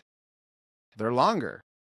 The lines connecting the nodes short, the lines radiating out from all What would directions. they? Sorry, Donny. What would they? What would you expect them to be longer from a creationist perspective? We would expect them to be longer because since the flood, more time has passed. So we got 4,500 years And there's rather more. than from creation to the flood was about 2,000 years. Yeah. But we'd also expect in the pre-flood world fewer mutations passed on because the genomes were more pristine. They Hmm. would have been more superior in many Okay. ways. The environments would have been a lot better and suitable for human beings pre-flood than post-flood. So we'd Yeah. expect a lot more defects and degeneration after the flood. Does that make sense, brother? Yeah. Yeah. So that's those are a few reasons why we'd expect the lines radiating out from these nodes to be longer because this is representing post-flood history, and Mm. post-flood history would but there'd be more history in 4,500 years, more mutations, more That's defects. because there's a lot more happening in a less amount of time.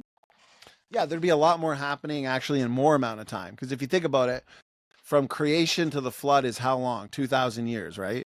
Creation to the flood. Yep. And then from the flood to now is about 4,500 years. Yep. So more time, more generations, more mutations, and therefore longer lines, more So branches. you're saying that roughly it's 6,500 years, but that's a different. That's, well, yeah. Well, yeah, I'd probably say more like 6,200 years. So I say Yeah. 4,500. It's probably more like 42. I think the Earth is about 62 to Yeah. Right. 6,300 years, I think. Yep. So yeah, but the major point is these fit, and you could actually do the same thing with.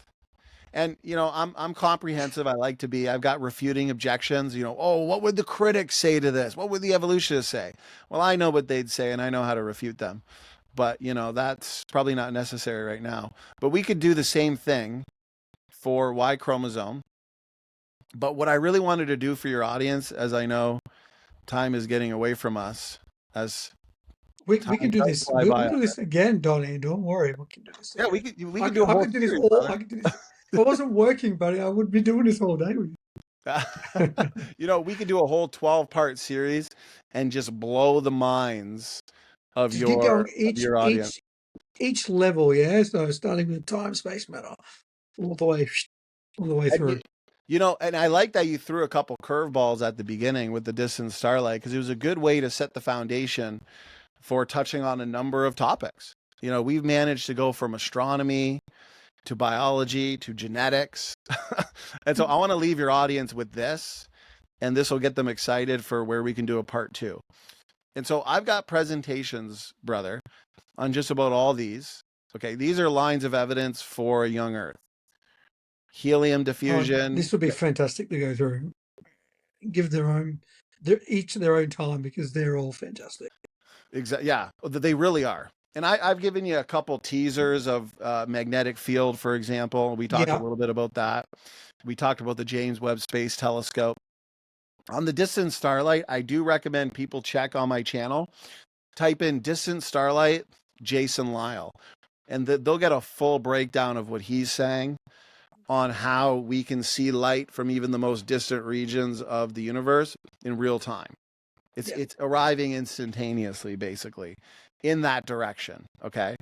And so I just wanted to focus on one here, and then we'll wrap it up. And we could hopefully we can do a second part, because I'd love to give you guys a whole presentation on carbon 14, You just let me which know is when you're ready, Donny. okay. Okay. So right now I want to go over helium and zircon crystals. And I will say, from this slide, genetic degeneration, we did talk a little bit about that, so that's good.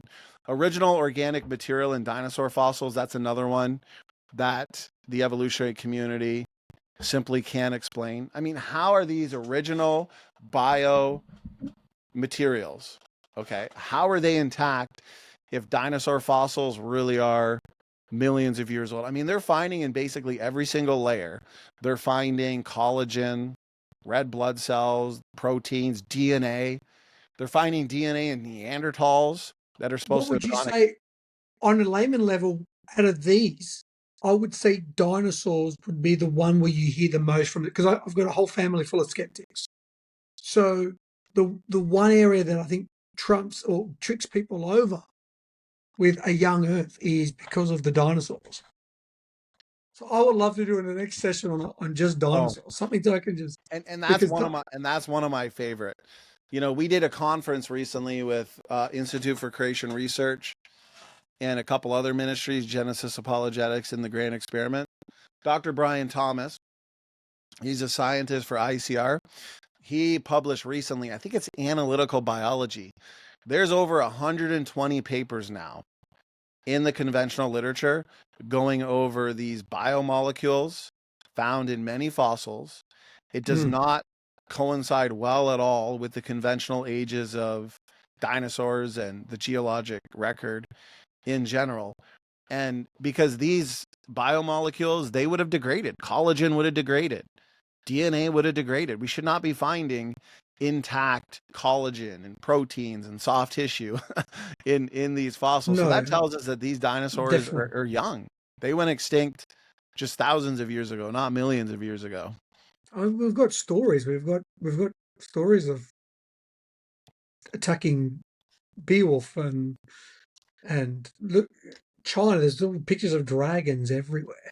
I mean, That's right. We've got depictions of dinosaurs in just about every single civilization. We've got stories from Alexander the Great, Herodotus. yeah, We've got stories. that would be a very fascinating episode We number could go two. over the pictures, Yeah, even in let's the do Bible. that. Job 40 and 41, Behemoth, tail Yeah, like a this cedar tree, tail like a cedar tree. That's Leviathan. not an elephant. No, not an elephant, because that little wet noodle, that is not an elephant or a hippo or a bull. Some are trying to say that it's a bull too. And out of the full strength in the loins. I mean, that's just Oh, it's amazing. We've done many shows on Behemoth that your audience can check out. But yeah, we can do a whole one on dinosaurs. sure. This one, Sorry. oh no, you're doing great.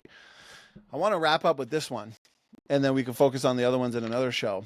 Because this here, it's technical. I'm going to break it down though in a few minutes, over the course of a few minutes. This is an irrefutable line of evidence.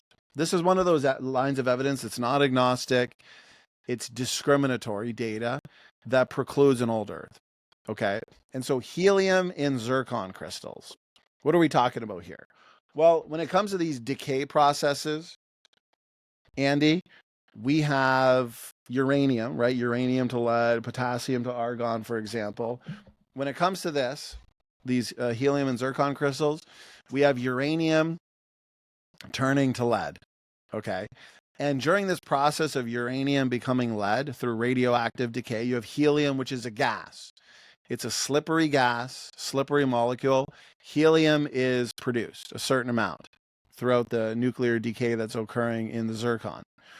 And helium can actually move through rocks since rocks are porous.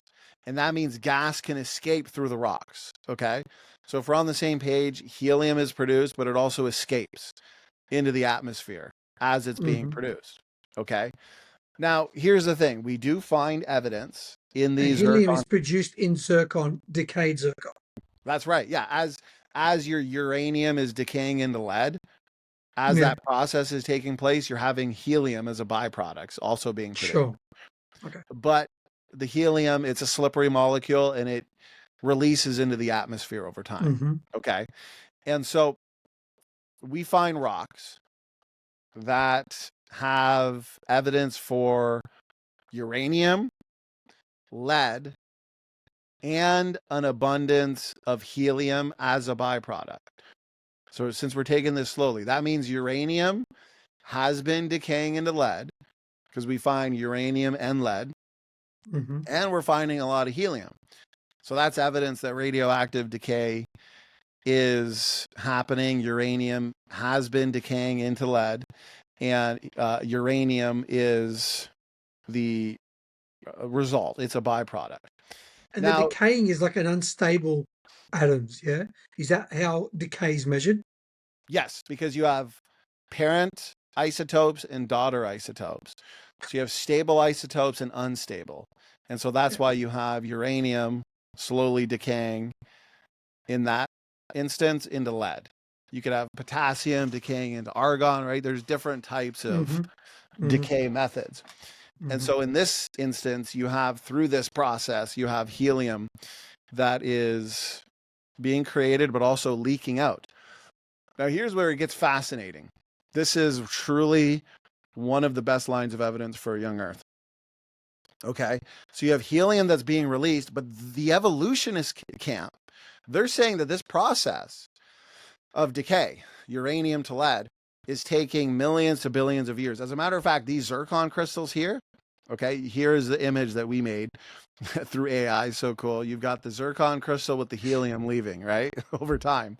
And so they'll say that, okay, this is happening over hundreds of millions of years. Well, what does this mean? We understand the rate as to which helium will leave into the atmosphere, dissipate.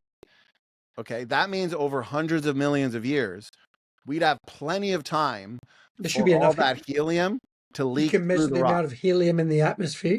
Right, yep. You compare with the atmosphere, look at the rocks, how much uranium to lead decay has taken place. So in terms of the age of the Earth perspective, sorry to cut you off. Oh, no, that's good. So could you tell, you can measure the amount of helium based upon the age of the Earth and calculate there would be more helium? Is that where you're going? Well, they're going to say that because of the amount of uranium and lead that we have, when they date those rocks through uranium to lead decay, those rocks must be billions of years old because of the amount of lead that's there. So there must have been this amount of uranium to lead. But is that really the case? Well, helium moves through these rocks quickly. Again, it's a slippery molecule. And so over millions of years, if these rocks really were millions to billions of years, Andy, that means all of that helium would have more than enough time to leak and escape into the atmosphere. But we actually find an abundance of helium in all of these rocks, in these zircon crystals. But if this process was taking place over billions of years, then there would be less. There'd be less. Exactly.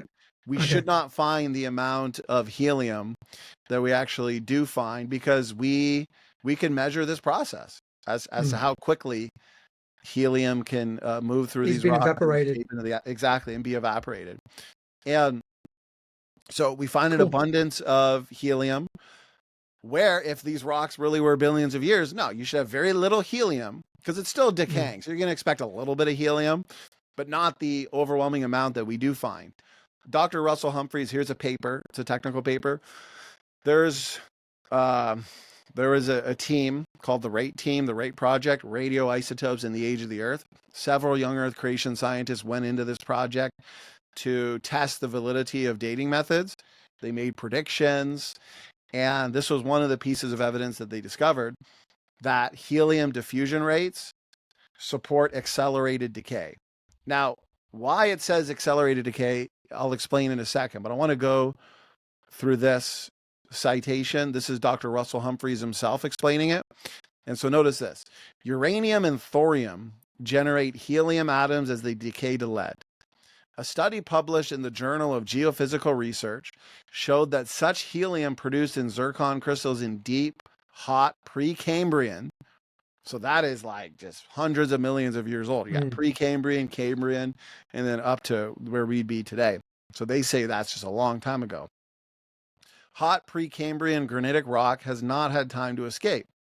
Though the rocks contain, this is an important point, though the rocks contain 1.5 billion years worth of nuclear decay products, right, the uranium to lead, newly measured rates of helium loss from zircon show that the helium has been leaking for only 6,000 years. Brother, Awesome. this That's is what I was a getting at with my first. scientific data point.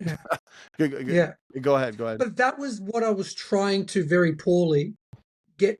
Like that. That was going to be your conclusion. That is basically, measuring the helium loss, and based on the loss, you can measure how old that was what I was trying to. Yes, right. Sorry, you misunderstood me because I'm not no very need to be smart. sorry. You nailed it. That's kind of where I was going with that. Yeah.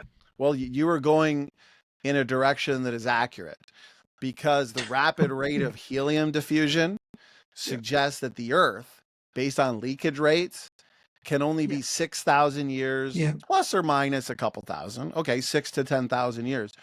But there's two pieces of evidence here. Okay, so I'm going to explain this the best way that I can. Millions, that's the point. Right, it's not billions, that's for sure. And it's a major point because you'll find a lot of theistic evolutionists and old Earth creationists. They'll say, oh, you guys love to point to supernova remnants or the decaying magnetic field or C14. C14 decays so rapidly, Andy, that we should not find C14 in samples that are supposed to be millions of billions of years old, like Absolutely diamonds not. or coal. But yet we find C14 basically anywhere you look in the It should have been geological rock. decayed. It should have decayed. It shouldn't be there. We shouldn't be C14 in diamonds. Shouldn't be C14 in coal. The half-life is way too short. Isn't the half-life of a C14 about, is it 4,500 years? 5,600 years. 56, sorry. Yeah. So it's been a while since I watched the seminar. No, you're close. And if every single atom in the universe were made of C14, there should be no C14 left in 500,000 years. Yet we find C14 in just about everything that's tested. We point to these lines of evidence: the recession of the moon, the fact that the moon's moving further from us over time, that limits the age of the universe. And they'll say, okay, well, that just limits the age of the universe, but it doesn't actually give you 6,000 years, is what they'll say. I want to see a scientific evidence that gives us 6,000 years. They'll challenge us. Well, here's one.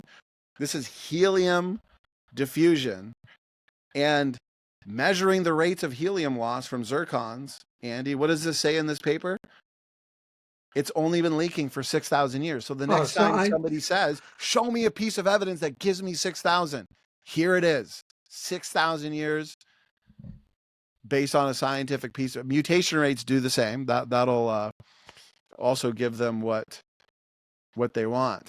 And so this is a piece of scientific evidence. This is an observation that offers 6,000, and they have no good explanation for this.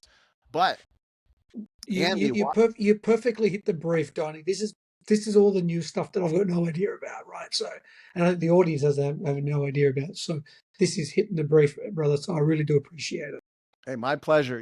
I there's a lot of creationists out there. There's a lot of creation ministries. And I spend a lot of time, I have over the years. I've personally done 100 formal debates myself, and I've moderated well over 400. Yeah. And I've spent the years debating probably your most militant evolutionists out there on YouTube, especially. And so they like to use a lot of technical arguments. And so what Hmm. I've done is countered them largely through technical arguments, fighting fire with fire. And Hmm. that does require a lot of study and research. Thank God I do this full time. My main area of study is genetics and biology, but I do what I can on these various subjects as well. So I like to latch onto your pieces of scientific evidence, Andy, like this, right? Helium diffusion, helium and zircon crystals that I know they have not even a It's good concrete. rescue device for. Not even a good like, oh well, maybe this or maybe that. No, they literally have. Could they say as a could obviously they would have said it. Could they say that it's only showing 6,000 years? We don't understand why it started diffusing at that point in time. Well, they could say we don't know because of What? XYZ, but it's not really science. That's No, it's not their science, but right to it's like, believe. yeah, because you can't say that like zircon came into existence just like 10,000 years ago. You know what I mean?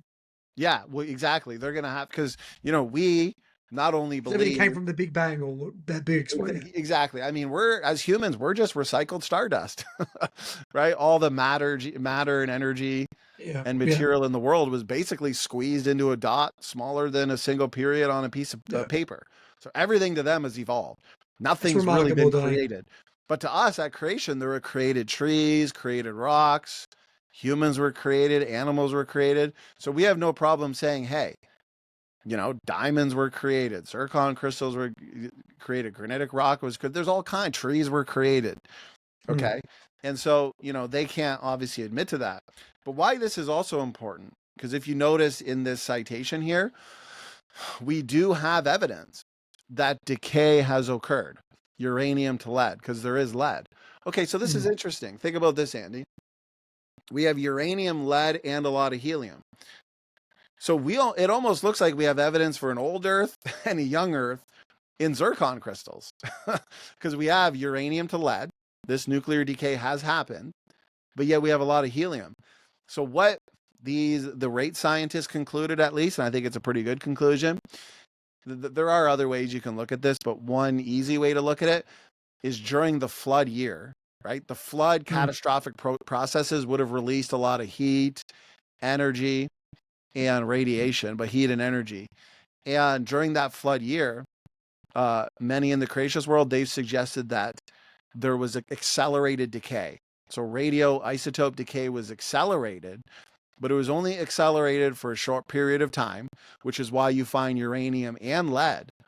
Okay, but because we find the abundance of helium in the zircon crystals, that suggests that, okay, you had a lot of decay quickly, and it mm, had to be quickly, or else that helium would have escaped into the atmosphere.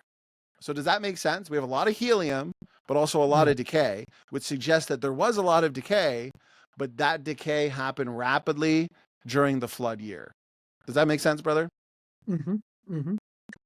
And so if you've ever heard accelerated nuclear decay before, No. that's okay. Well, right there would be that would be because here's the thing. The next question is the evolutionists will say, well, why do lower rocks in, say, the Precambrian, why do they date older than higher rocks? Okay, why are there these patterns? Mm, Well, if accelerated nuclear decay is true, and you have rocks being laid down during that flood year, but these rocks are being subject to different degrees of accelerated nuclear decay based on this and many other pieces of evidence, well, that means rocks that are laid down earlier in the flood, they're going to experience more hits or rounds of accelerated decay than rocks laid down later in the flood year. why? So yeah, those earlier rocks will date older than rocks that are formed later because they were hit with more rounds of accelerated decay. So sure, we could have relative ages. You can say those are billions of years old. That's just relative though. That's not absolute. Mm. So that would be that would be your technical follow-up to an informed evolutionist that says, okay, fine, helium and zircon crystals, or C14 in coal diamonds and dinosaur fossils. But why do the lower layers date billions of years and your higher layers, they date less? Well, there's a reason. Accelerated decay during the flood year. And they'll say, oh, there's no evidence for accelerated decay. Well, firstly, in the lab, they have sped up nuclear decay rates. And secondly, here's a piece of evidence. So How why is there wouldn't so it? much helium in these zircon crystals if these zircon crystals really go back billions of years? They have no good answer. Andy, go ahead, brother. Why would there be? Why would the age? Why would the accelerated decay rate be faster in rocks? The Well, first layer. well, I mean, so maybe. Sorry, I shouldn't keep asking questions. I should just shut no, up. no, you ask whatever you need. These are great questions. I did a whole series with a flood researcher called Flood Boundaries, Michael J. Ord. So this goes into a whole nother technical topic Okay. of where the flood boundaries, because obviously you have created rock, right? Mm, And then you have the flood. So you have new rock being created plus the sure. shuffling of pre-existing rock. But then Yeah. you also have rock produced, sedimentary rock layers produced, and geological features created after the flood, right? Because after Mm, the flood, you have a post-flood ice age that lasts 500 to maybe 800 years. You have local catastrophes happening after the mm, flood. So you actually have pre-flood boundaries, and post-flood boundaries. But in terms of the flood layers, you'd expect rocks that are formed early in the flood versus later in the flood. You'd expect those ones laid down earlier in the flood to date older because they mm. experience more accelerated decay than rocks laid down later in the flood. They would experience accelerated decay, but less of it because less period of time, right? Does that make sense? Right. Okay. Yeah. It's better. Yeah. We And can so touch on that next. that would explain your patterns. But they have tested newly formed rocks, okay? Because you have igneous rock, right, Hmm. formed through volcanic eruptions. They've tested these rocks. We know when they were formed, right? Very a short amount of time ago within our lifetime. They've dated way back. Yeah, they're dated they're dated at hundreds of thousands to millions to billions of years. It's like, well, wait a In minute. any other discipline, that would immediately be discredited. Be If you're thrown talking out. about it, it'd be thrown out. Like if you talk about law, that type of level of discrepancy would be thrown out totally. But they can't because the consequences is completely different. So, Well, and or that's the thing. it leads to a conclusion that I don't want. Well, and that's the thing is the evolutionary community, they believe in science until supposedly they believe in science until you show them these kinds of observations. Now they no longer believe in it. And I like to ask this question, Andy. Okay. Why should I trust the dates that you give us from rocks of unknown age? Oh, this rock here is Yeah, 500 exactly. million years old. This rock here is 2 billion years old. Wait a minute. You can't even give me accurate dates for rocks of known age. So therefore, why should I trust the dates that you're giving me from rocks of unknown age? Clearly, these dating methods don't work. I mean, it's just the psychological manipulation. I mean, you go to who was that guy that debated Ken Ham, the one that Bill he came Nye, to, the science guy. yeah, Bill, that guy, when he said, you should believe, like his whole opening presentation was, in summary, you should believe in the science guys because iPhone, and I'm thinking, I'm trying to work out. I know I've got low IQ, but I'm trying to work out. His whole presentation was evolution is true because iPhone. Right. I mean, that's what I got from it, right? And I'm thinking, okay, what does that have to do with the price of tea? John, Our phones, the cars that we drive, the technology that we're using for no for our one denies the StreamYard. science in the iPhone, brother. Like, it's a Right. false equivalence. Why are you bringing that up? This is Why all do you think empirical science. This is stuff, it's a, right? Science you is can to know. measure and observe? Exactly. Observable, repeatable, testable Yeah. evidence. And it's actually the creationists that are doing this. We're the ones making the testable predictions. The rate project that I was telling you about, where these scientists went in to test and see if these dating methods are valid or not, they went in and made several predictions. And this is where they discovered things like helium and zircon crystals.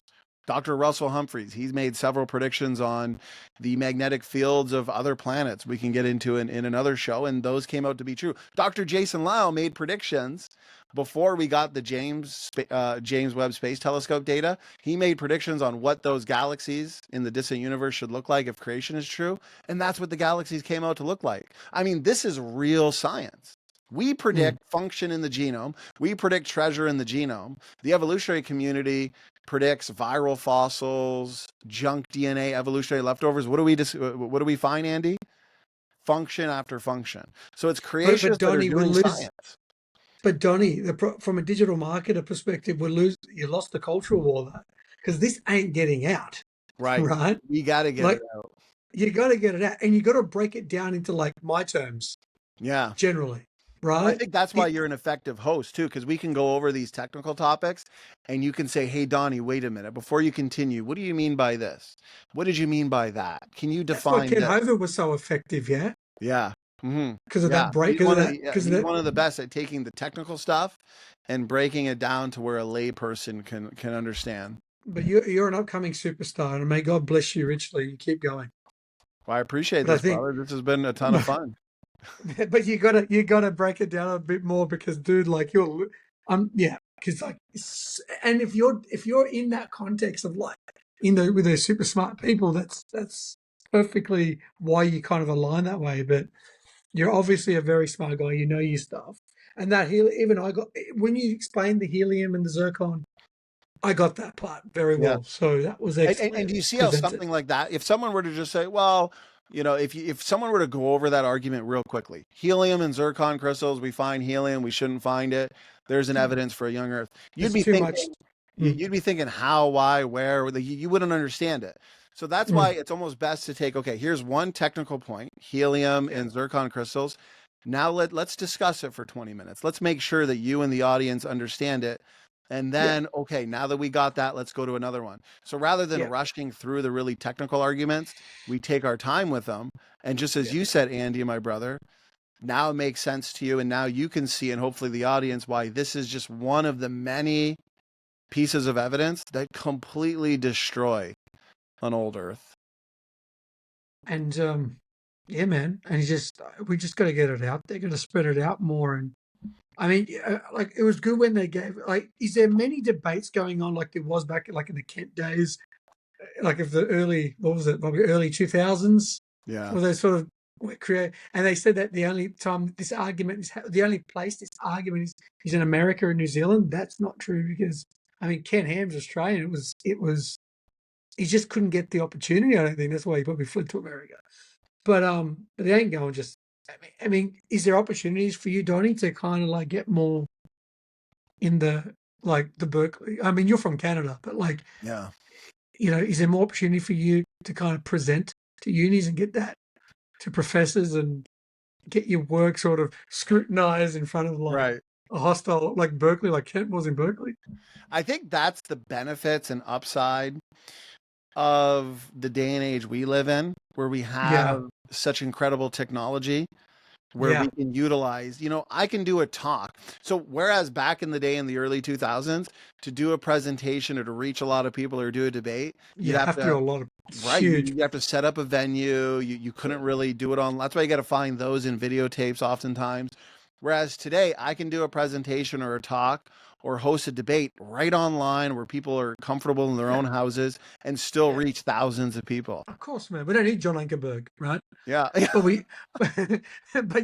But you want, like, the fact that you did the debates too, man, because debating is, and that open discussions where you can go back and forth with ideas. Me personally, that I kind of get most from any debate when it's just like quick, like two people are just arguing back and forth. And so I'm like, so they're challenging on their quote unquote weaker points to try to take advantage of the weaker points. That's where I'm kind of learning a lot in that, more on the adversary, when it's a bit more. It really helped for me. That's how when I first started my channel, it was strictly me debating. I jumped in. I was working a secular job at the time. I never thought I would do this full time. And I saw a lot of the debates that were taking place on your atheist debate channels back then. And I said to myself, we need more creationists in the debate ring. And so I learned how to make myself an account. And I must have spent the next year just doing nothing but debates. I was jumping into all the atheist rooms. There were times where it'd be me versus like 7 atheists. So I did that for about a year. And, the atheist community noticed me. And then I ended up thinking, you know what, I'm going to start my own debate platform and make sure that these debates are fair and Mm. professional and You do a moderated in great a job. neutral manner. And so it's been a journey. It's been fun. But I really like the fact, I don't regret it at all, that I started off jumping into the deep end, because what it allowed me to see, Andy, is all their best arguments. Because I Hmm. jumped into basically, these debate rooms with the best of the best in terms of the evolutionary community. And so right from the beginning, I saw what all their best arguments are. And I was really able to devote a lot of time to studying those and refuting those, because I saw what they were. I was literally debating them, So I feel like that's been helpful. Excellent. Donny, thank you so much. You can get Donny if you love this material, guys, or you want to learn more about it, Standing for Truth Ministries on YouTube. I'll put all the links in the description. Donny, would you like a final word? Andy, this has been great. I appreciate the time and the platform that you've given me. I know how busy you are. So, firstly, thanks for inviting me on. And thank you for giving me a couple hours to provide just a few of the many reasons, brother, why it truly is an amazing time to be a biblical creationist. So, I really enjoyed this. Amen. Let's leave it on that. Thanks so much, Donny. Thank you. God bless.